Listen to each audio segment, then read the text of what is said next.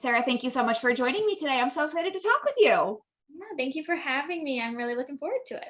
Absolutely. So just to start us off, tell me your name, your position, and the company you work for. Yes, my name's Sarah Burney, and I am the co-founder of Blooming Botanicals with my husband, Brian. And what is Blooming Botanicals? So Blooming Botanicals is a CBD company. We're out of Michigan. We actually, as of last week, just entered into the THC space as well. So now we are a little bit bigger than we used to be. That's exciting. Congratulations. Thank you. And what was your journey to starting this company? What brought you to running a CBD company? A long one, right? Long or short answer? No, I'll sum it up.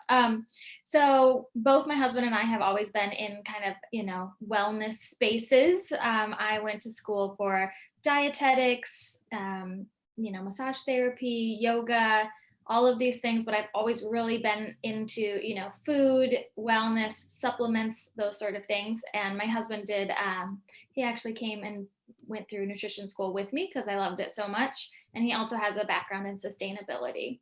So we both have been entrepreneurs for over 10 years and also in the cannabis space for over 10 years. So we were caregivers, we were growing. It's so funny because we grew a CBD strain, 10 years ago and nobody would touch it.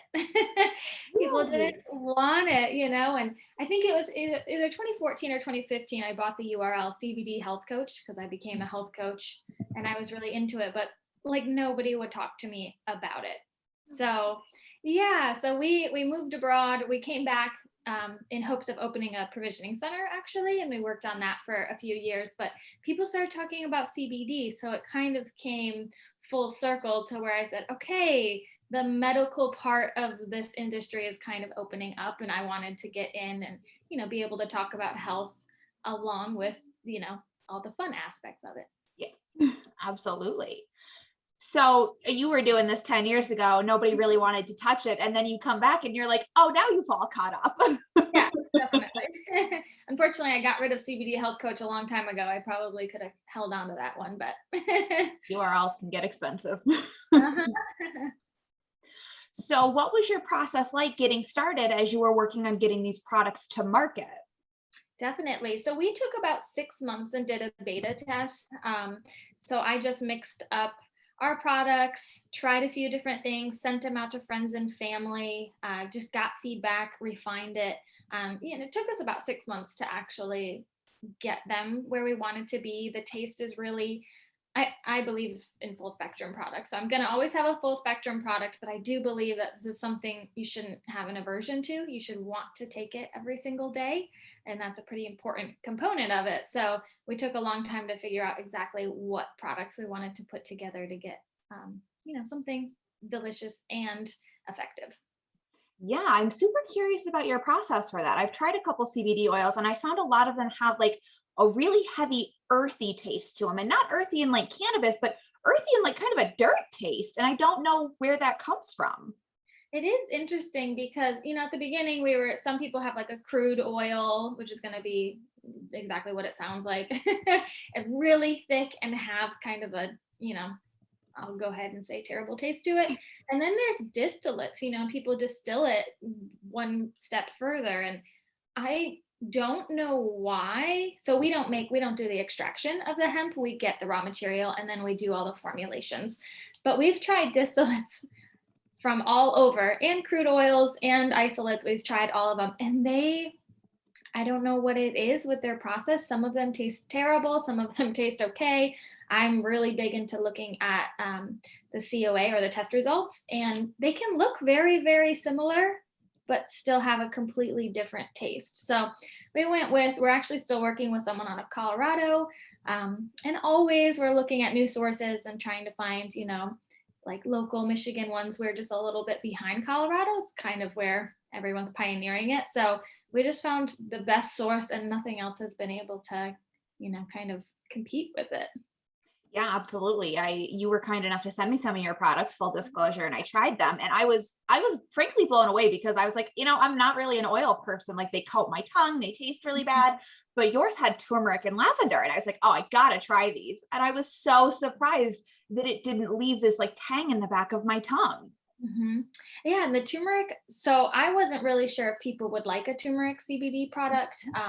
I'm really into doing strange things for my health, and I didn't know if other people would be.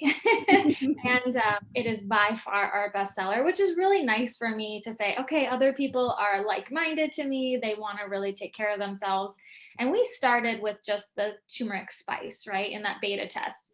And it was gritty. It didn't taste great. It didn't dissolve fully. And so that's really where we said, okay, we need to get, the product to be more bioavailable for one, but also to really mix well and taste good. So we ended up finding a CO2 extracted turmeric that we could use, and we added black pepper. So that's why it's so smooth, it's nice, and it actually like seriously boosts up the bioavailability.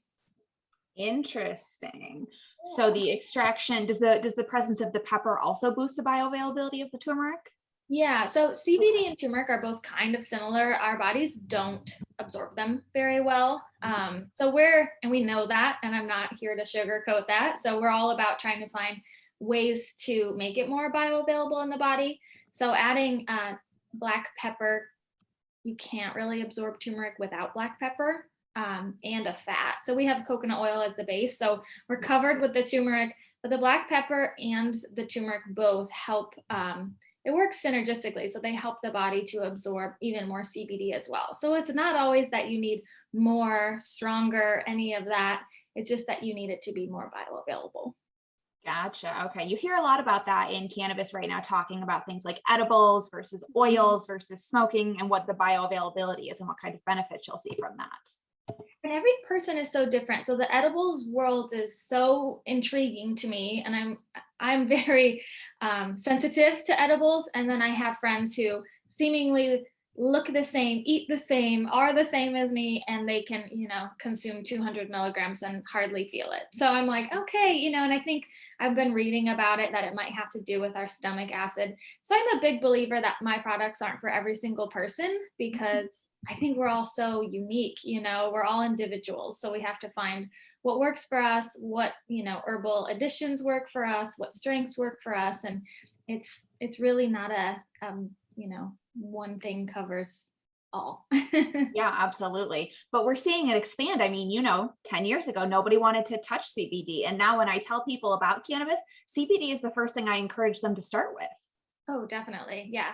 I love that. And I love that it gives people a way to get kind of, the medical benefits, to start feeling good and to believe in cannabis without, if they're nervous about having a psychoactive effect, they don't have to.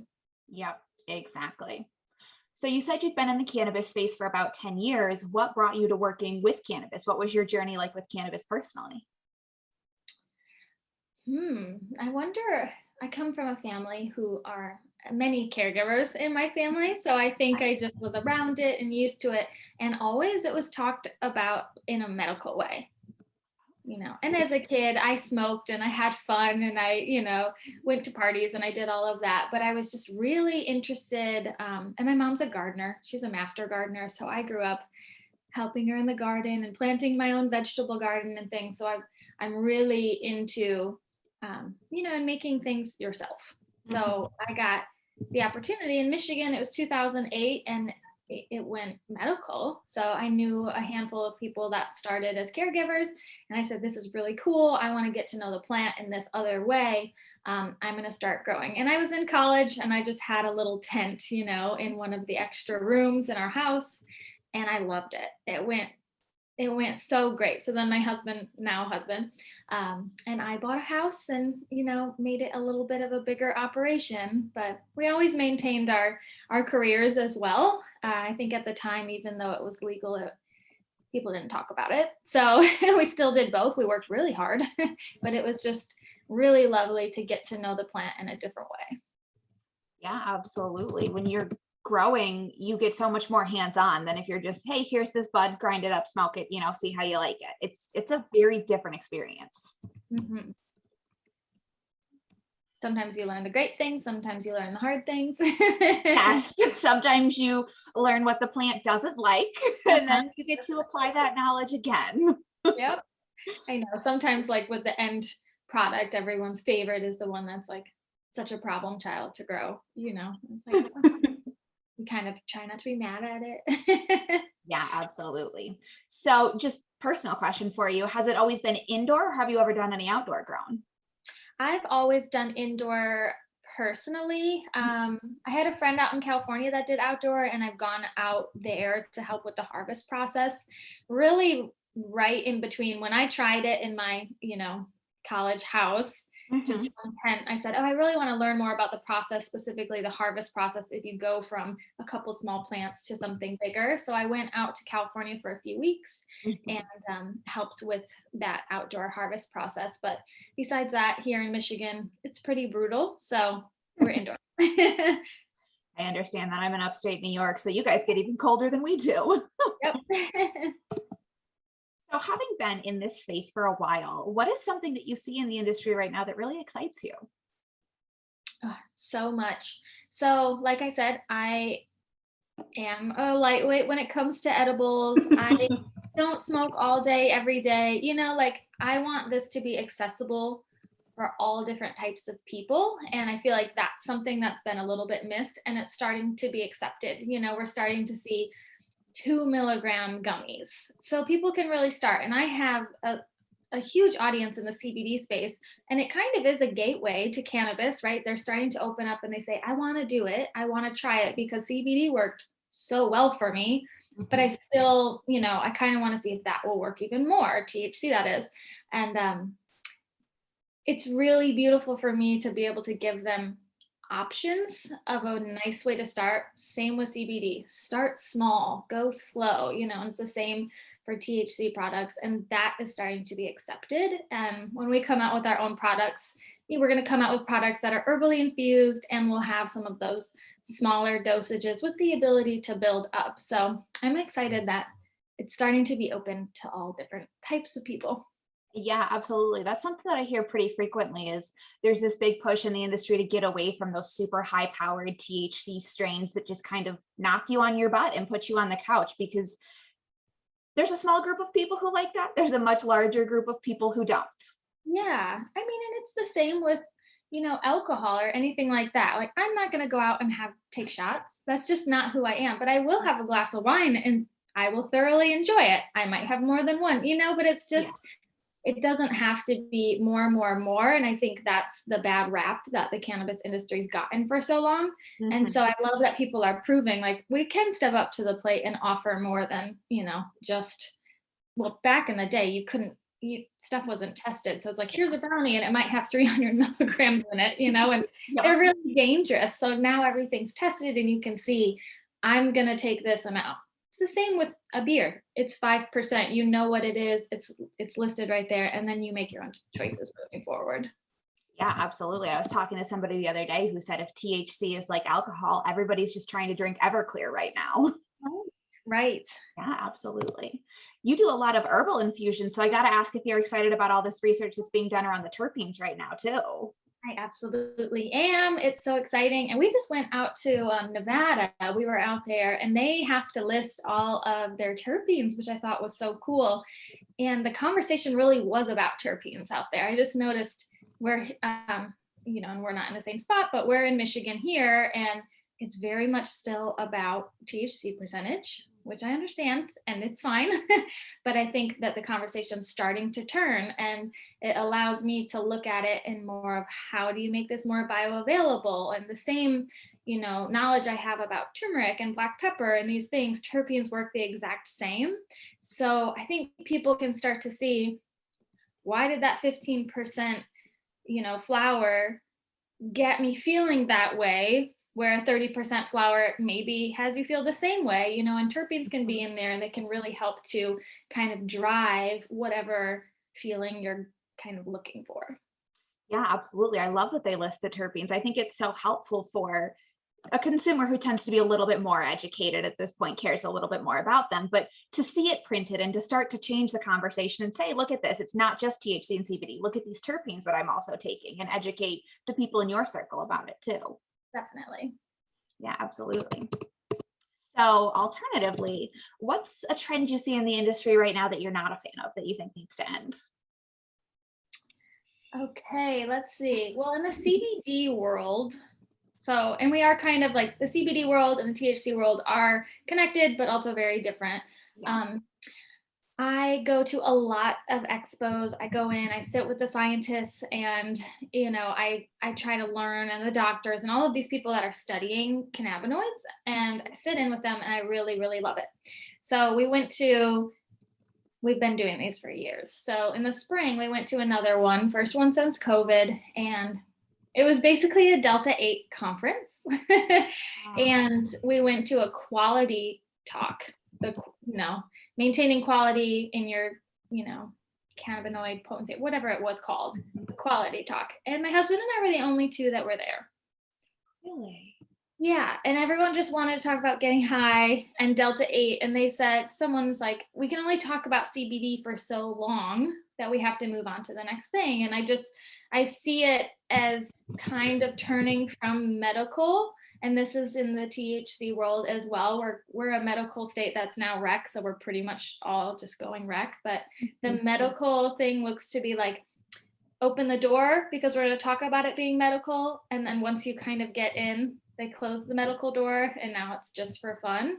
And I really hope that we can maintain that medical component of it, because there's a lot of people out there that really need help, and it's helping them a lot. So I don't want to leave those people behind, Yeah, absolutely. I think you can kind of see that trend throughout states that medical opens the door. It starts to change people's minds.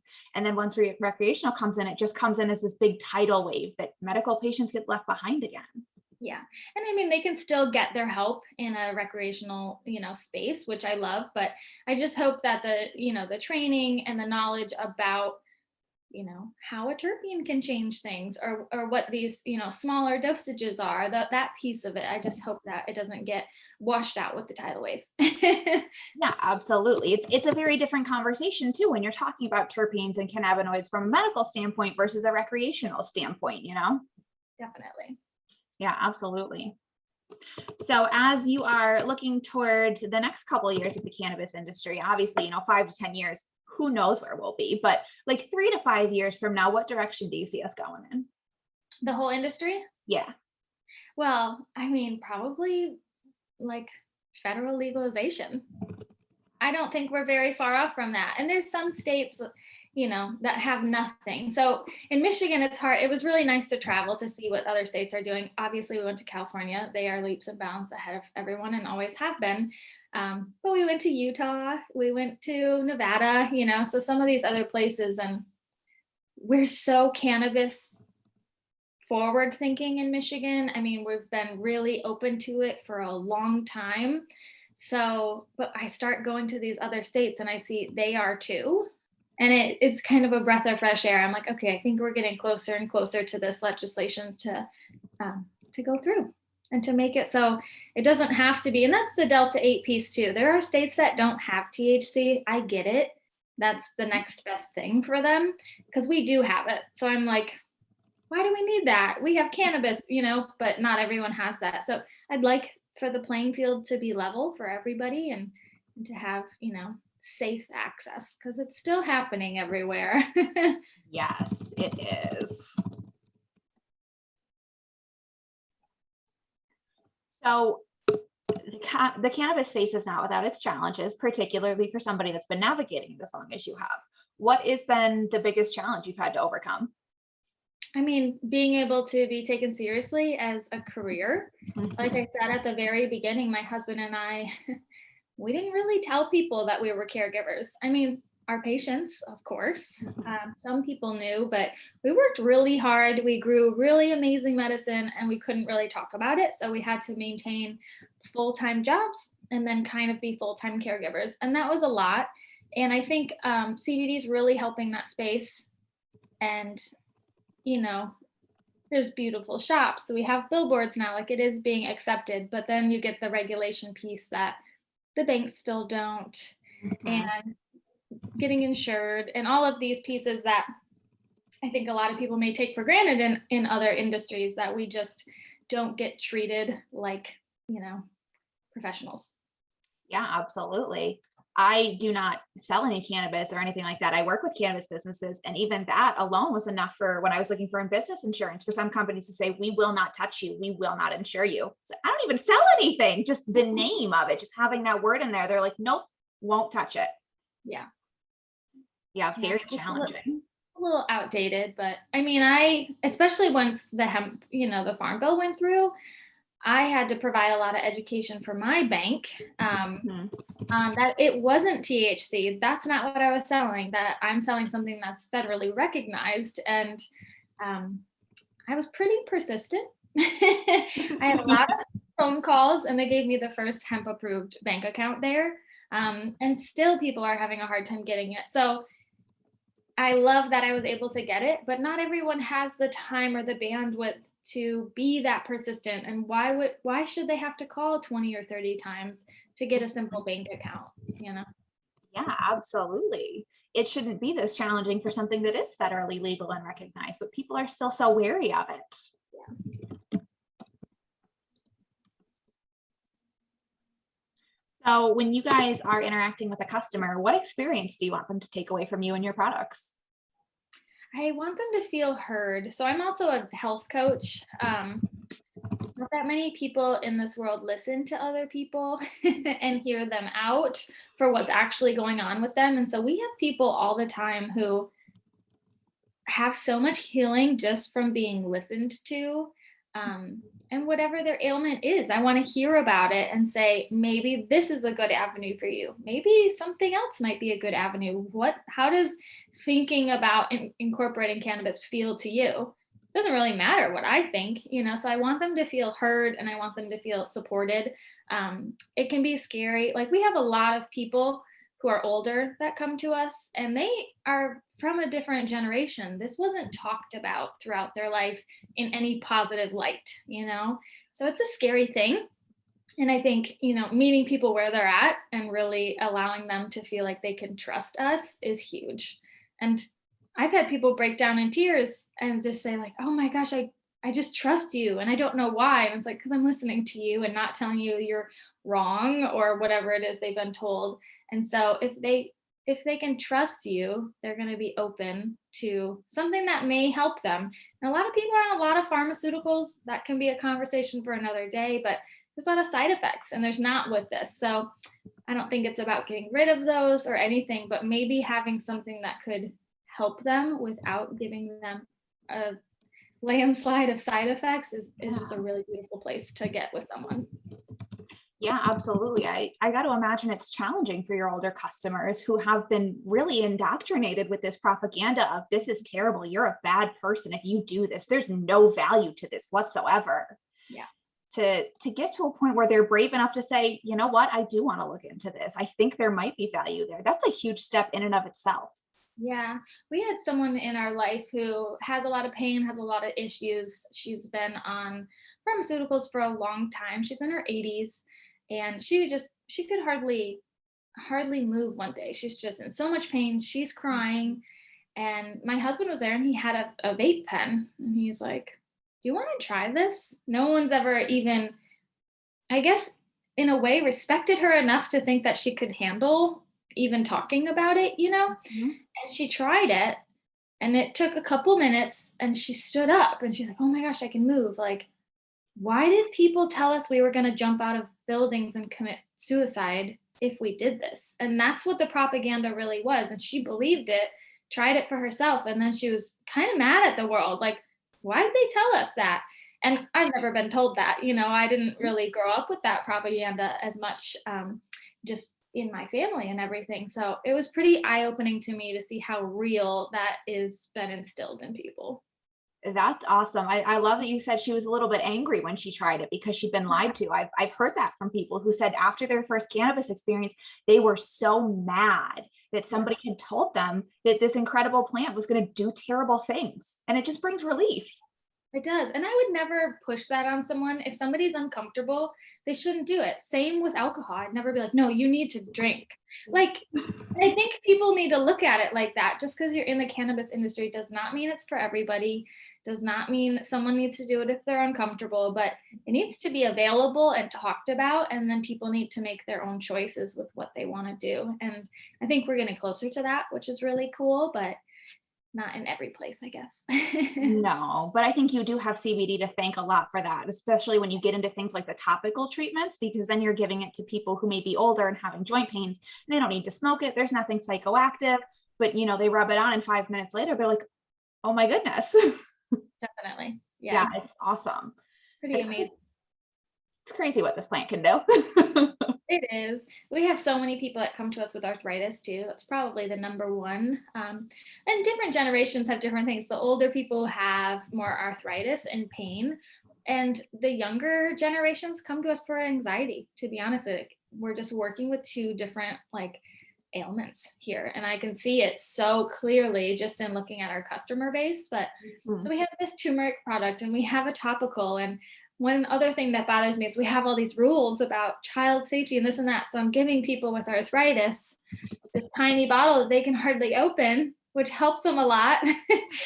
But I can't change that, and it's another kind of hard thing in the industry. Yeah, absolutely. I've encountered containers that I can hardly open as, a perfectly healthy 27-year-old. And like, wow, how are medical patients supposed to be able to open this? What if your hands aren't working? What if you take it for your hands not working properly? Right. And we have so much that it usually is in people's hands. But I just look at, pharmaceuticals the same way. They all have child locks, and some people just, need a new system for how to get that. So, yeah, absolutely.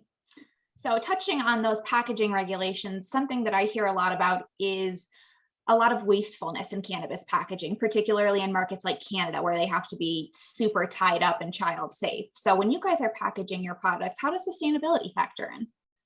So for CBD, we've kept it very sustainable.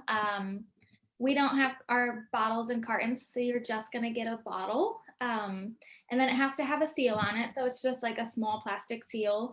But we've kind of dabbled, a lot of people, we get feedback, don't want extra packaging.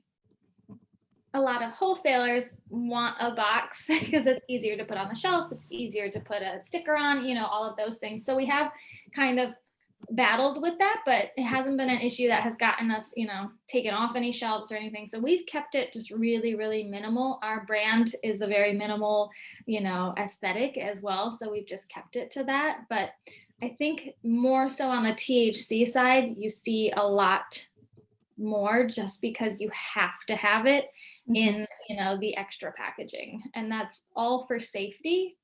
So yeah, it's an interesting world, and we just, I care about the environment. My husband was in sustainable education, so it's a big deal for us. And to have a product-based business, you're going to have waste, and we really had to battle with that and say, what can we do? We can't not sell a product because we're selling a product. So what can we do outside of that to try and curb the carbon footprint? So that's where we've really directed our energies. Yeah, absolutely. I definitely understand where the wholesalers are coming from. You look at a box, it's a very pretty aesthetic on the shelf, but yeah, as a consumer, sometimes you open them up and you're like, this is just full of cardboard. Like the bottle takes up this much space. Why did you need something this tall? Yeah. And there's really cool things happening out there. You can get all, 100% post-consumer recycled boxes and materials. You can get hemp packaging. You can get, there's one cannabis packaging company that's doing plastics that they've recovered from the oceans. So there are options, and you can still get that, but they all come with a price, but I see that really lowering. Anything new is going to be more expensive. They're only making so much of it, but I see that coming down. So I think it's starting to get at a really sustainable place, just so people don't have to make that hard, costly choice. Yeah, absolutely. I think you make a really good point. Anything new is going to be more expensive because they have to really make sure the infrastructure is there for the processing, and that takes a little while. Yeah. I think you definitely see that on the hemp side of the CBD with the remainder of the plant that you don't smoke. Yeah, definitely. There's So people out there doing some cool things, that's for sure. There are. I talked to a woman a couple weeks ago who's making paper out of the stalks of the hemp plants, and she's still working on getting all of the infrastructure set up for that. But what a cool thing to have started already. Yeah, and I mean, hemp can be used for so many things. It's pretty wild, and it's a, rapid renewable resource. So we look at, I think a lot of people are on board with bamboo, right? That kind of bamboo wave came, everyone was talking about sustainability, which is amazing. And this is even faster, it's even Yeah. more accessible. So I think we are going in the right direction. We're stumbling there. We're making our way there. So what is something that you're really proud of in your business that you might not get to talk about a lot? Oh my gosh, all of it. So my husband and I started this company. My brother is also a partner in it as well. And it's us, it's been us. I would say the majority of CBD companies are white labeled, which a couple of big companies make a product and then you get it. Usually it's going to be natural flavor, orange flavor, cherry flavor. It's going to look like that. And you're going to put your label on it, which is fine because they're usually quality products. I'm not going to say that's not a good option for a lot of people, but we really wanted to do something different. I'm a very stubborn person. So I said, I want something different. I want something that's, going to be unique to us. I want to add herbs into it. I don't want to add sugars into it. I want it to be a health product. So we are the manufacturers. We are doing all the inventory. We're doing all the shipping. We're doing all the marketing. We're doing all the customer relations. So we really are a small business and we really wear every hat. And I have brought on some really fantastic people at this point, but for the first long time it was just us. So it's just different than when I talk to other people who might have had a lot of money to start up, or they just only have to buy one box at a time and that's their whole inventory. They're not buying the oil and the bottles and the droppers and the seals. So I don't know that one is better than other, but it is something that we're really, really proud of. Yeah, absolutely. So if somebody's coming to you for the first time, they're really interested in CBD, what is one thing they should know before they get started? About CBD specifically? So a lot of people think that they're going to get high. So a lot of people say, okay, what do I feel? What am I supposed to feel, right? And it's kind of like a misnomer because there's not a psychoactive effect. But there is an effect. So it's kind of a confusing thing for people to wrap their minds around. So I tell them to look for the absence of whatever the reason is they're coming to me. If someone's having a hard time sleeping, right? And this is why we put herbs in here. We can direct people to different products that way. So if you're having a hard time sleeping, we would suggest the lavender. Or arthritis, you can't open jars, we would suggest the turmeric. Or you're having a lot of headaches. So instead of looking for like, what am I feeling? Am I feeling high or am I feeling something like that? You're not going to feel that. But are you having less headaches? Are you able to open the jar? Are you having less pain in your wrists? Are you, able to sleep an extra hour? What are these things? What's that ailment? Look for the absence. And I think that helps people to see what they're going for. And then they don't just have to take more and more and more. We start small and we build them up until they find the absence of whatever that, thing that was bothering them is. And it really allows people to like make their unique, dosage and product and routine with it. I love that you said, look for the absence of the ailments. That's such a good way to put it. Definitely. I had a friend try CBD and she was a little nervous about it. But once she tried it, she said, this makes me feel how I wish my brain made me feel all of the time. I was like, yes, that's a good way to describe it. Yeah. And also a lot of people, like, they're not feeling good. And then there's some shame about that. And I also the world we live in is crazy. Even walking outside, walking your dog down the street, you're going to be breathing in, pesticides on the grass and exhaust from the cars. And that also is going to create some issues in your body, So it's like also allowing people to know that they didn't do anything wrong, that the world we live in can cause, and the food we eat and all of these things can cause discomforts, and that it's actually pretty normal to have those, but not to live with them. We then have to give our body something to allow those to move out. Yeah. I think there's so much shame tied up into CBD, particularly for first time users, that if you don't feel good about not feeling good, you don't feel good about the avenues you're seeking, you kind of just sit in this shame spiral where you don't know what to do next. Right. And so you learn to adapt and kind of ignore. Your body is telling, when you don't feel well, your body's telling you something. It's a communication mechanism. And when we ignore it, it comes back in different ways and stronger ways, So I think this is just another tool, and there's a lot of other really amazing tools I like, but when your body starts to talk to you, there are things that we can do to help our body get back on track. Yeah, absolutely. CBD works so well when you just incorporate it as part of your daily wellness routine rather than like this hit or miss, take as needed. If you're just like, all right, every day I'm going to try to optimize my system with a small dose of this, that's when it really builds up. Absolutely. I hear people all the time ask us like, well, do you take the products? And I was like, I am my best customer. Sometimes I'll forget it, and we just traveled. So that's kind of a hard thing when I get out of my routine and I don't notice it for one day, but 2 days or 3 days go by and I start to feel a little more anxious or, things are kind of like, I'm thinking about things a little bit more. I'm having a little bit more back pain or maybe a headache. And that's when I notice, I'm like, oh my gosh, I haven't done this for a few days. So once you get out of it is usually you notice whatever that ailment was kind of rear its head again.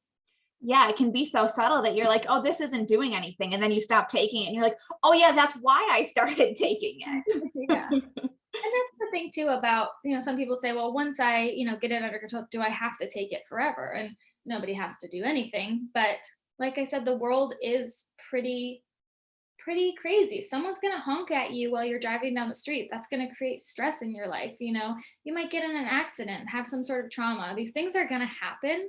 So it can be used as a really beautiful preventative as well, rather than, like you said, just hit or miss. Oh, I need this today. It just doesn't allow the body. Not many medications you just take, maybe a painkiller, but a lot of medications you're going to take every day, and it's the same. Yeah, absolutely. And I know some people say, well, if you take it every day, can't you build up a tolerance to it? And yeah, you can absolutely raise your baseline. But CBD is one of those things that your system is constantly processing and using and going through. Your body kind of actively craves it. Yeah. And if you take on, and this is why we tell people not to just, we get people that are like, the stronger the better. But at the very beginning, your body doesn't absorb it very well, like I said at the beginning. So your body will process it like a B vitamin. It just goes out the way it came in, it goes out with your urine. And it's just, there's no need to take more all the time. And I don't think people realize that either. They think it's just going to be like stored up and built up and then they can, your body will use it whenever, but it really does process. So your body can get rid of it pretty well as well. Yeah, absolutely. It's one of those things that if you are taking it consistently, you are able to feel the effects. And if you stop, you miss a dose and then you start taking it again, you'll feel it more. Yeah, definitely. Yeah, absolutely. Oh my goodness, my computer screen is freaking out. I apologize. It's just disappeared. All right. This has been wonderful. And I so appreciate you sharing your time with me. I have one more question for you. Sure. That is, what is your favorite fun fact about cannabis? CBD, THC, any of it? Fun fact. Okay, favorite fun fact. You have to pick one. That's hard. Putting me on the spot. Okay. So now we're in the THC space as well. So we get a lot of people who are like, no, I smoke. I don't need CBD.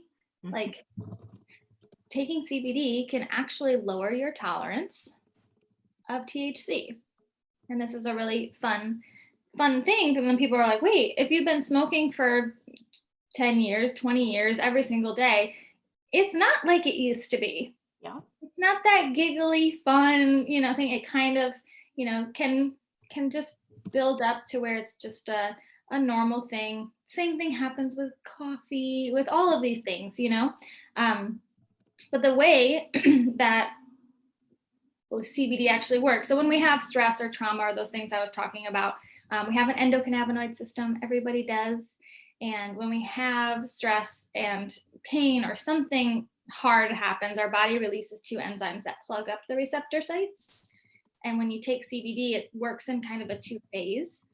It goes through and it actually clears out those enzymes that have maybe been plugging up your system for your entire life. So it can take a while for some people. It can be fast with others, just depending on, we can't look at someone and know how much of this buildup they have, right? So that's why, some ailments, the person looks fine, but they have this big buildup. So it clears those out, and then your receptor sites are open. And then phase two is it can actually take in more of all of these cannabinoids. So people that have been, using THC for that long, it can clear them out, and then the THC can be up, more bioavailable in the body as well. So I think that's a really fun fact that they're meant to be used together. They work really well. Nature's smart. All of these, cannabinoids are in the plant for a reason. And a lot of people like to pick and choose one. And I find that so funny. Yeah, absolutely. I think a lot of it has to do with, the illegality prohibition. People want to grow, they don't want to have to take a lot. But if you're somebody who's tried a lot of heavy THC and you incorporate CBD for the first time, you might be really surprised by how you feel. Yeah. I love CBD. I'm a big fan of CBD because too much THC activates my anxiety and it puts me just like right here. So I combine CBD a lot. And my partner is a very habitual smoker who is now just coming around to saying, yeah, CBD, when we incorporate it at certain times of the day, really changes that high experience for the better. Definitely. Yeah. Yeah, I love that you touched on the entourage effect there too. All of these cannabinoids, these terpenes, they're meant to be used together. Yeah. And that's the thing with like an isolate, that I believe in full spectrum. Like same with my food. I want my food to be whole, to be how nature intended it. So, I look at this industry, I'm like, why would this be different? Yeah, absolutely. We don't need to just pull out THC and just drop it out. We need everything that plant has. Nature is smarter than we give it credit for. Definitely. Awesome. And more in charge than we give it credit for. Oh my goodness. Yes. I mean, how many people don't even know they have an endocannabinoid system, that their body was made to process these things, that they can help you feel better, be healthier because your body's intended to have them. Definitely. And animals have it too. We have people who, one of our clients has our pet product for her bird. We have someone that has a horse on it, like insects don't have this system, but everything else does. So, it was meant to be in nature. And before prohibition, it used to just be a weed and animals would eat it. And then when a cow would eat it and graze, and then we would have milk. So we used to naturally get CBD. And I think that's thrown a lot of people off too. They're like, why all of a sudden? Nobody needed it 50 years ago. Why now? And it's like, well, it used to be here and it used to be regular. And there's a lot of ailments in the world. And I'm not going to say the absence of CBD is causing all of that, but it could be helping in a way that we took for granted previously before prohibition happened. So I love that it's becoming more mainstream, definitely.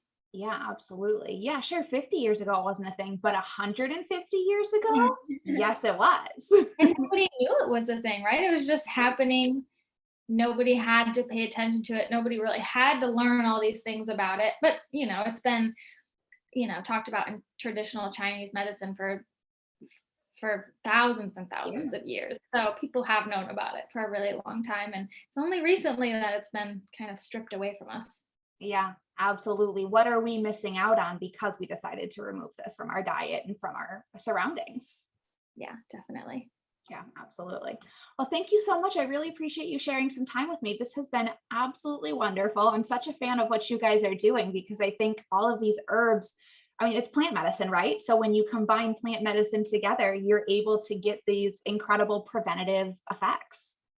Absolutely. Yeah. Thank you so much for having me on. I just love to connect with other people in the industry, especially people who are trying to, get information out there and kind of break the stigma and just meet people where they're at. So it's been lovely. Yeah, absolutely. That's what we're doing. We're just breaking down the stigma one interview at a time.